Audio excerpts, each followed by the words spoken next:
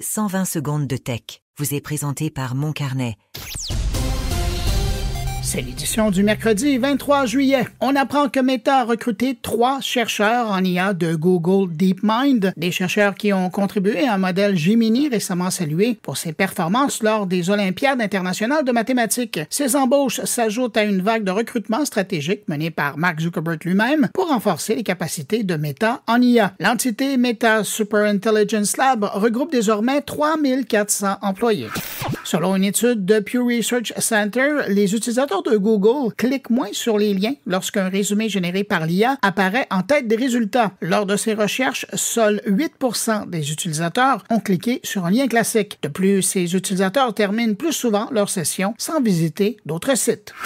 Amazon a acheté la start-up Bee, créatrice d'un dispositif portable à $50 qui enregistre et transcrit les conversations de son utilisateur pour générer des résumés quotidiens et des rappels personnalisés. L'appareil peut aussi accéder aux courriels, contacts et autres données personnelles pour enrichir ses suggestions.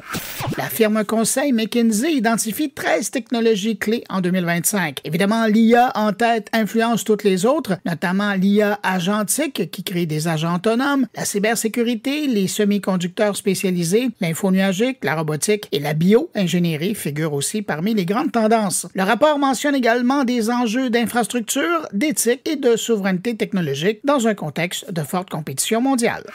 En France, la série culte Caméra Café fera son retour en 2026, mais en version générée par intelligence artificielle. Le producteur Calt prévoit utiliser le clonage numérique pour les visages, les voix et les mimiques pour créer de nouveaux épisodes sans acteurs ni tournage. Les épisodes étrangers, dont ceux du Québec, seront réadaptés avec les visages originaux des acteurs français grâce à l'hypertrucage. Et puis en terminant, des chercheurs italiens ont mis au point un système baptisé WhoFi, capable d'identifier une personne en analysant la manière dont son corps perturbe les signaux Wi-Fi. Grâce aux données de l'environnement radio, leur méthode permettrait de reconnaître un individu sans appareil sur lui. À demain!